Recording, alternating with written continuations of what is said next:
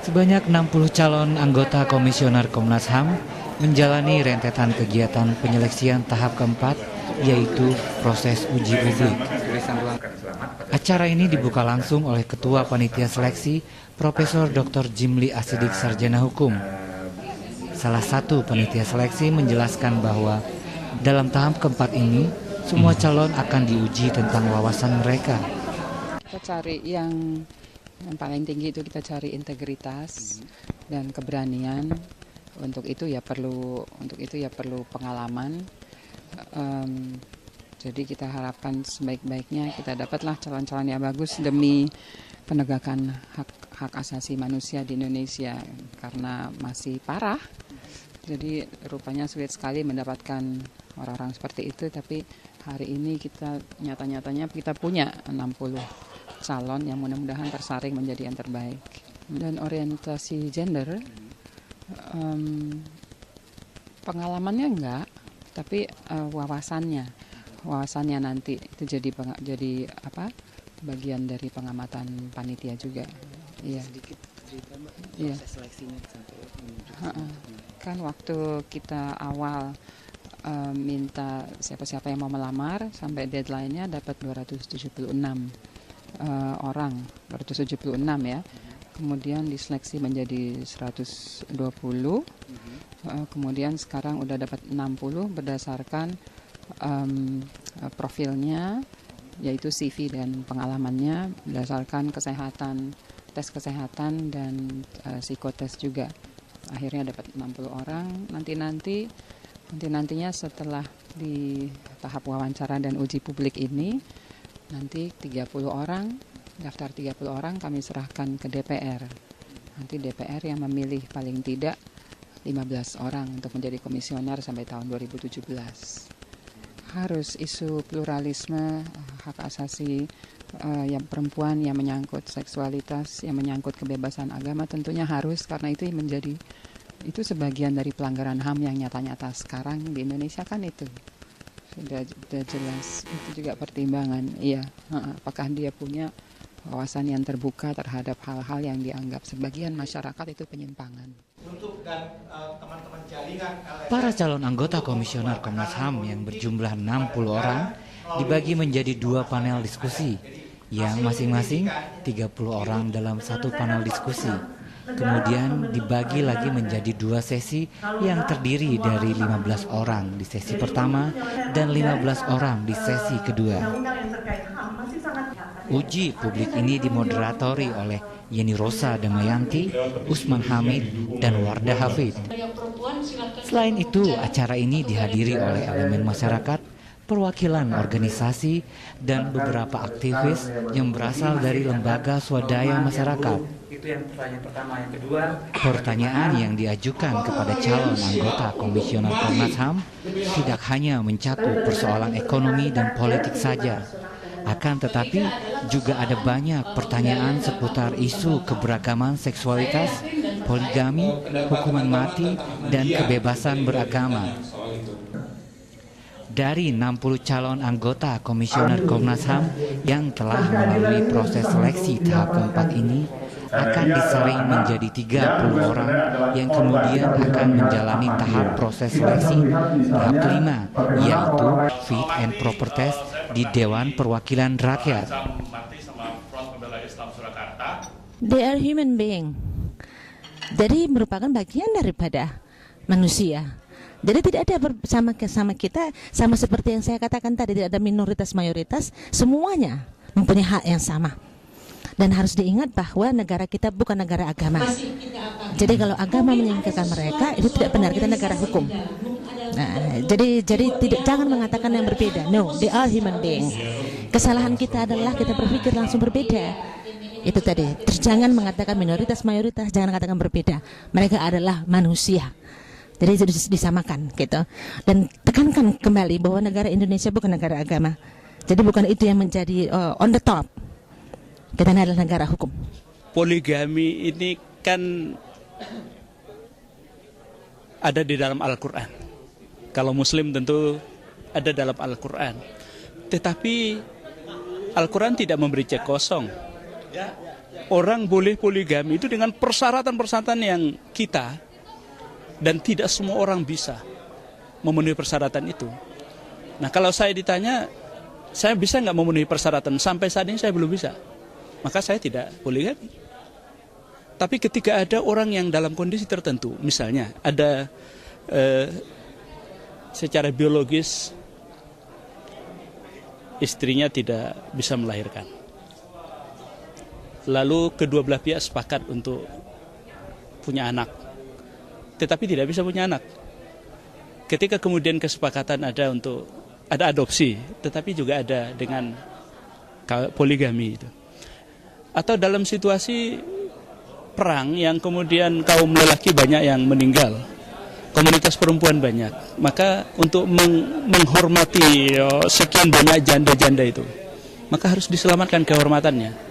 Nah, dalam sejarah peradaban Islam itu kasus-kasus begitu, kenapa boleh poligami?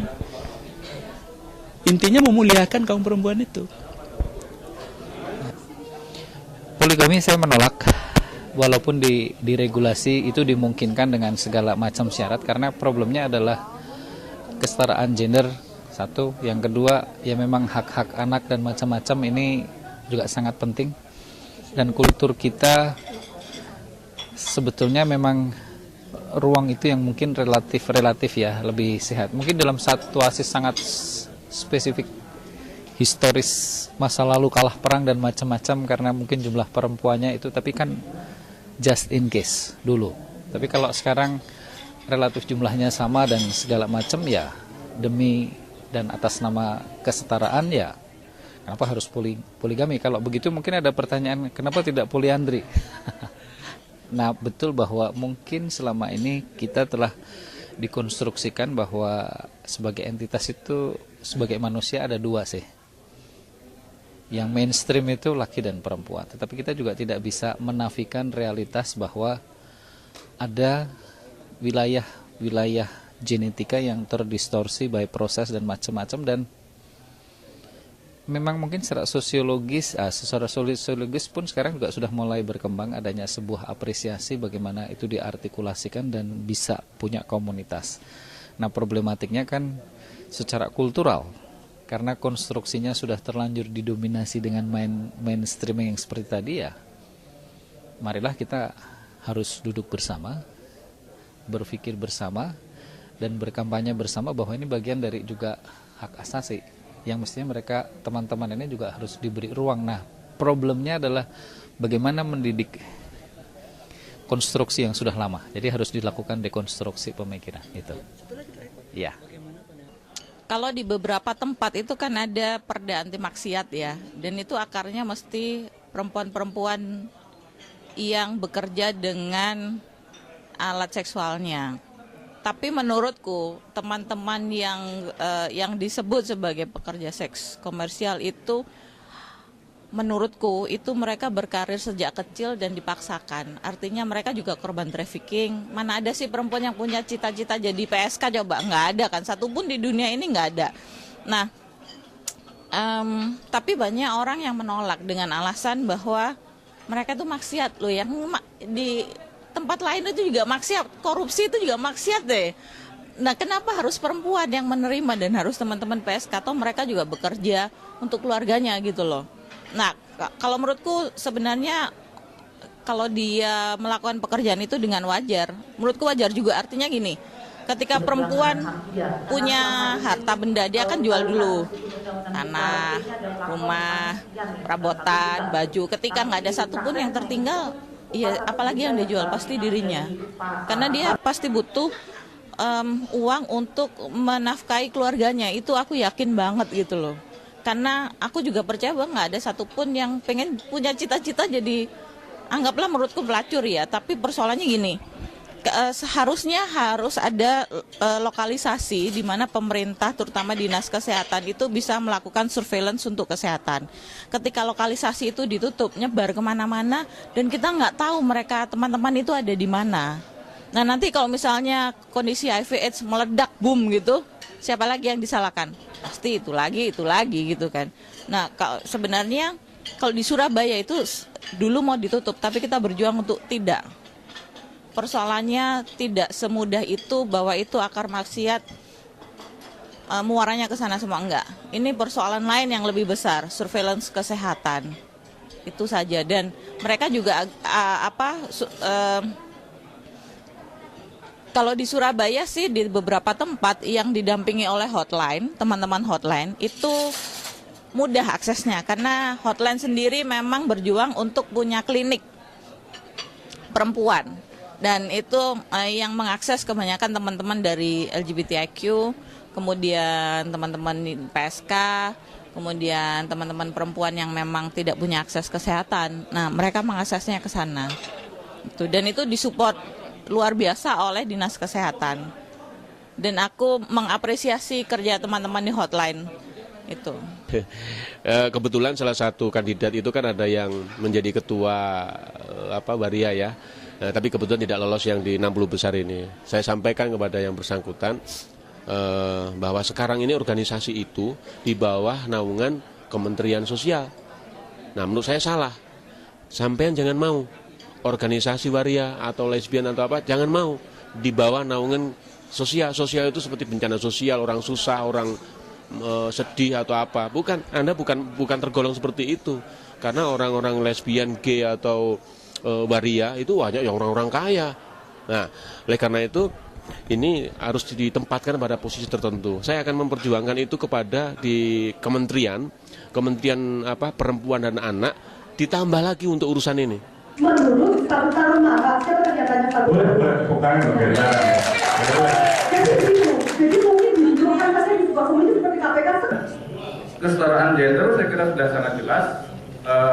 Komitmen kita sama di semua agama juga, di semua kepercayaan juga, antara laki-laki dan perempuan sama. Dan yang membedakan itu hanya fungsi dan tugasnya saja, saya kira seperti itu. Fungsi dan tugasnya berbeda, Mas? Ya, kalau di dalam rumah tangga itu kan, kalau menurut pendapat saya, laki-laki dan perempuan itu tugasnya berbeda, Mas. Oh, dalam rumah tangga tugas laki-laki dan perempuan berbeda. Iya. Ada fungsi dan peran yang berbeda tentu saja.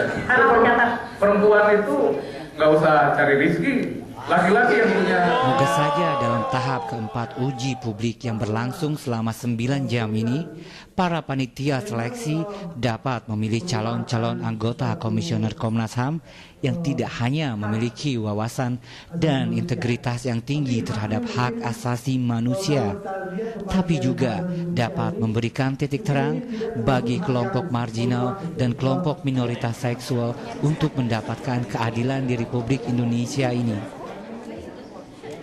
Salam keberagaman.